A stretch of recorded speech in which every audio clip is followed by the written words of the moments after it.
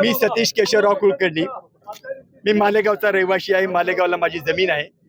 इथं माझी 1 hectare 13 R जमीन प्युअर बागायती जमीन या महामार्गाखाली जात आहे. आमचा शक्तीपीठ महामार्ग कृती समितीचा विरोध यासाठी आहे की हा सगळा जो पट्टा आहे, अर्धापूर तालुक्यातून जाणारा, हदगाव तालुक्यातून जाणारा, हा शंकररावजी चव्हाण यांनी जे पाणी आम्हाला उपलब्ध करून दिलं आणि हा आमचा पूर्ण परिसर सुजलाम सुफलाम करून दिला, तो पूर्ण परिसर या शक्तीपीठ महामार्गाने बाधित होत आहे. आमच्या इथे ही जी संपत्ती निर्माण झाली या पाण्यामुळे ती सगळी नष्ट होत आहे आणि या संपत्ती नष्ट झाल्यामुळे अनेक प्रश्न निर्माण होणार आहेत. त्याचा शासन कुठेही विचार करीत नाही. शासनाने या प्रकल्पासाठी कुठलाही प्रकल्प अहवाल चर्चेस आणला नाही. शासनाने कुठलाही असा महामार्ग मोठा होत असताना एक सोशिओ इकॉनॉमिक इम्पॅक्ट रिपोर्ट सादर करावा लागतो. त्यामध्ये सिद्ध करता येते की या महामार्गाचे फायदे काय, या महामार्गाचे तोटे काय.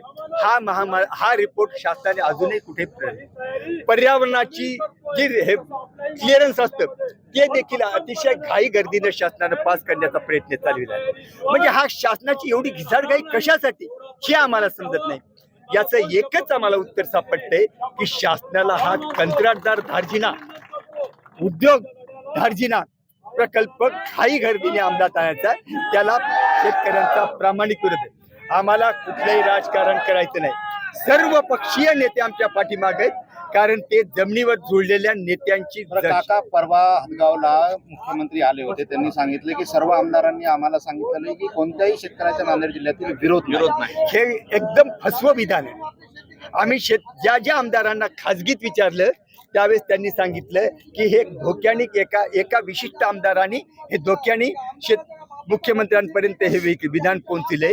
पण ही आता तुम्ही बघत आहात, शासन जर म्हणते की मुठभर शेतकऱ्यांचा विरोध आहे, हे अजिबात चुकीचं आहे. ही मूठ सध्या झाकलेली आहे, पण एकदा जर या मुठीचा उद्रेक झाला तर शासन या उद्रेकातून बचावू शकणार नाही. इथं विचारात घेतलेला आहे.